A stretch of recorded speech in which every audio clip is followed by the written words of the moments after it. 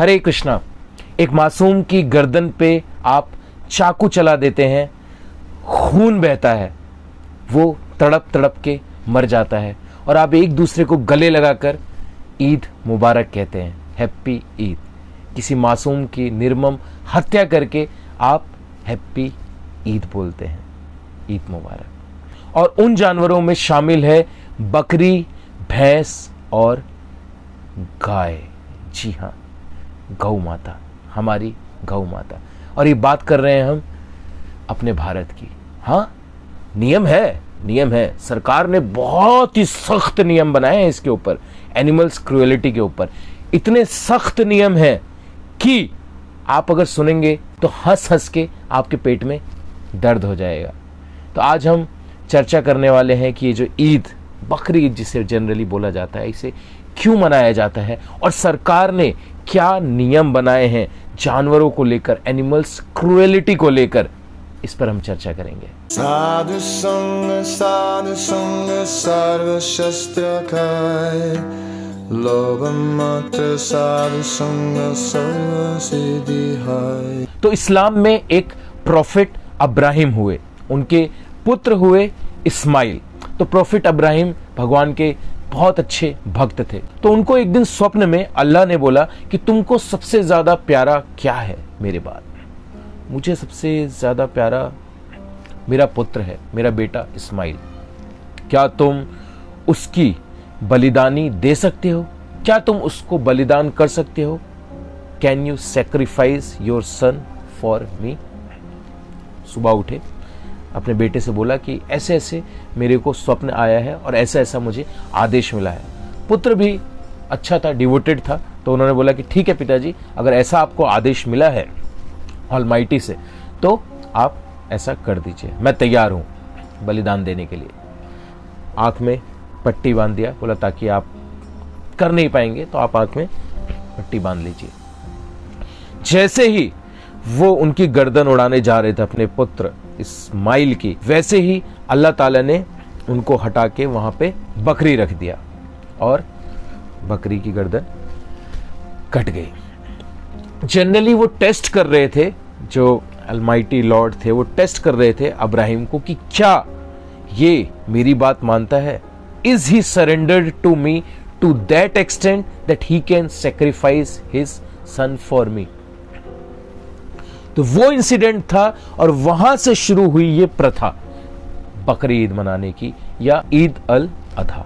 तब से लेके हर वर्ष जानवरों की निर्मम हत्या की जाती है, बकरी की, भेड़ की, भैंस की और गाय की।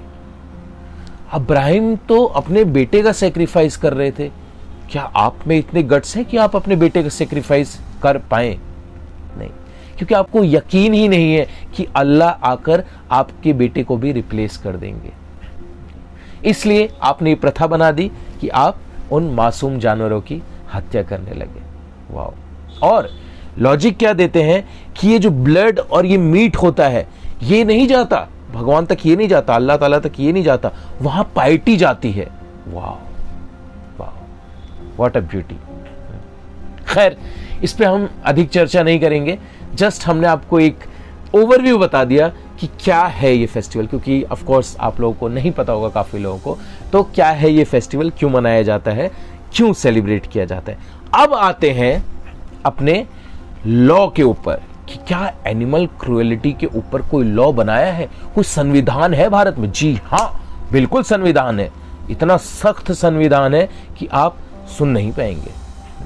1960 acts of animal cruelty chapter 3 के सेक्शन 11 में बहुत सारे क्लॉजेस दिए गए हैं एनिमल क्रूएलिटी के ऊपर कि अगर ये किया जाएगा तो उसके साथ क्या होगा। तो क्या क्या किया जाएगा मैं आपको पढ़ के बताता हूं। पहला है beating, kicking, overriding, overloading, torturing and causing unnecessary pain to any animal. मतलब किसी पशु को मारना किसी चाबुक से या पैर से, अननेसेसरी बहुत सारा उसके ऊपर बोझा डाल देना, ऐसा व्यवहार करना। दूसरा है यूजिंग एन ओल्ड और इंजर्ड और unfit animal for work.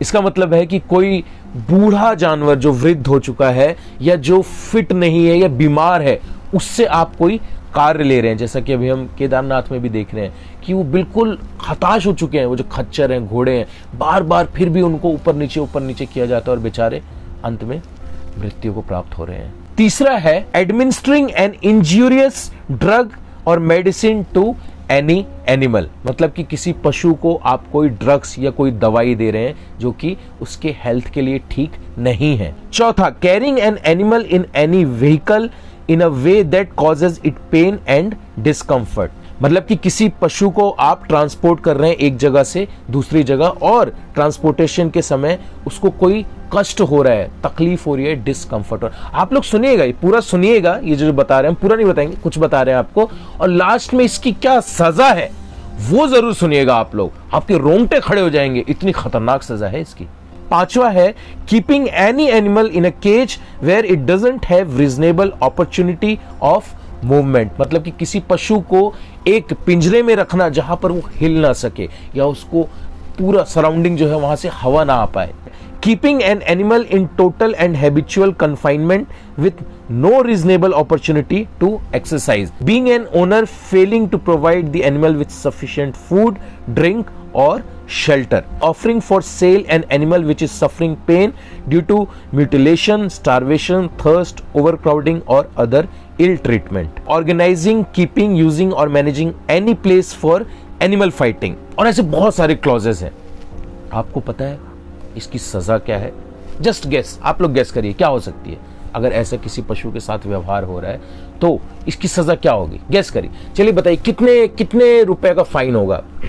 Guess करिए कितना होना चाहिए आप लोगों के हिसाब से?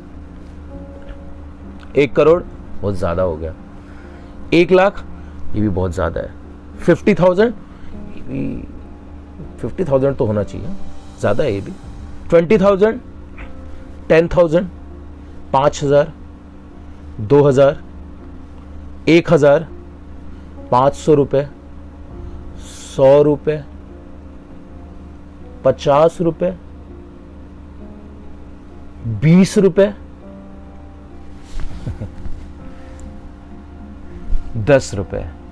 जी, अगर कोई ये सारी हरकतें करता है तो उसके ऊपर 10 रुपए का फाइन लगेगा। वाह,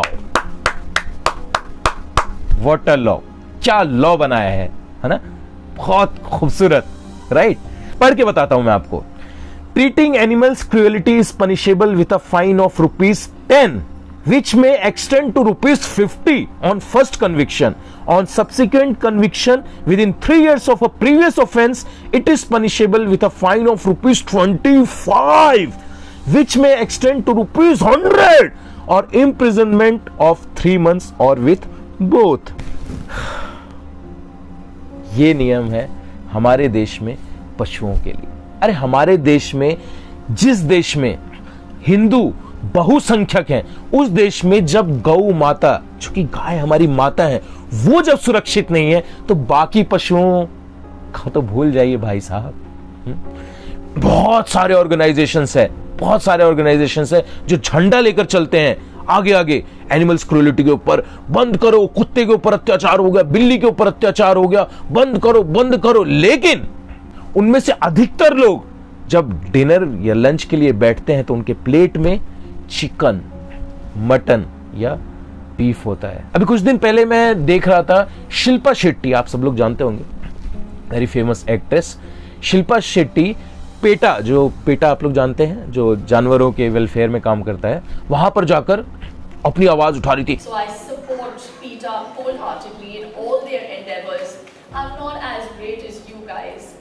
I really am not a hero. I'm just human, and I'm going to try my best to do whatever I can in this lifetime to do the better good for all beings, not just human beings. बहुत अच्छा लगा देखकर। फिर कुछ दिनों बाद किसी ने मुझे वीडियो भेजा, शिल्पा शेट्टी का, उनका चैनल है, फूड चैनल, वहां पे वो क्या बनाना सिखा रही है, आई डोंट रिमेंबर, ऑक्टोपस था और आई डोंट रिमेंबर, मुझे पता नहीं, कुछ तो था, ऑक्टोपस टाइप का कुछ ऐसा जानवर था। वाह, हाइपोक्रेसी, सीरियसली, ये हाइपोक्रेसी लेकर हम जाने वाले हैं भगवान के पास। इतने जूते पड़ेंगे, यू कांट इवन इमेजिन। ऐसा सड़ाया जाएगा नरक में, यू कांट इवन इमेजिन। तो इसमें किसी की भी गलती नहीं है, ना ही किसी दूसरे धर्म वालों की गलती है, ना ही ये जो एक्टर एक्ट्रेसेस जो हाइपोक्रेसी दिखाते हैं उनकी गलती है। इसमें गलती है तो सिर्फ और सिर्फ और सिर्फ आपकी और हमारी। हमने अपने धर्म को इतना सस्ता कर दिया है, इतना सस्ता कर दिया है कि आओ, कोई भी आओ और आकर हमें थप्पड़ लगाकर चले जाओ, हमारे धर्म के ऊपर तमाचा लगाकर चले जाओ। हम तो सेक्युलर हैं जी, हम तो सेक्युलर हैं। ये सेक्युलरिज्म एक दिन हमको ऐसा लेकर जाएगा ना नीचे कि हम कभी ऊपर नहीं आ पाएंगे। सीरियसली आप देखिए अन्य धर्मों में उनको बचपन से लेकर सिखाया जाता है, पढ़ाया जाता है, ये देखो, ये पढ़ो, ये पढ़ो। पढ़ाई बाद में सीखना तुम स्कूली किताबें, पहले तुम अपने धर्म की किताबों को पढ़ो, जानो धार्मिक ग्रंथों को। लेकिन हमारे धर्म में हमें खुद ही नहीं पता हम बच्चों को क्या पढ़ाएंगे। तो आप सभी से ये वीडियो बनाने का मेरा कोई मकसद किसी को क्रिटिसाइज करना या किसी को नीचा दिखाना या कोई डिमांड करना नहीं है। इस वीडियो को बनाने का सिर्फ एक मेरा मकसद है, आप सभी हिंदू भाइयों और बहनों से जो अपने आप को सनातनी कहते हैं, रिक्वेस्ट है, प्लीज प्लीज प्लीज आगे आइए। धर्म का झंडा लेकर चलेंगे, लेकिन उसके लिए कुछ करना पड़ेगा, सीखना पड़ेगा, धर्म को जानना पड़ेगा।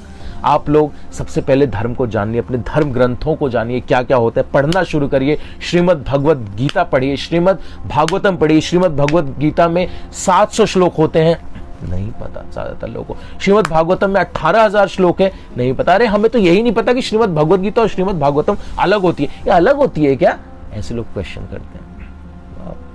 सीरियसली इंस्टाग्राम पे मैं पोस्ट डालता हूँ, रील्स डालता हूँ छोटी छोटी, वहां पे लोग कमेंट करते हैं, अरे प्रभु जी ये भगवत गीता और भागवतम अलग होती है। Sir, is there any difference between Bhagavad Gita and Bhagavatam? Wow, जब हमको यही नहीं पता तो क्या करें? तो प्लीज अपने धार्मिक ग्रंथों को पढ़िए।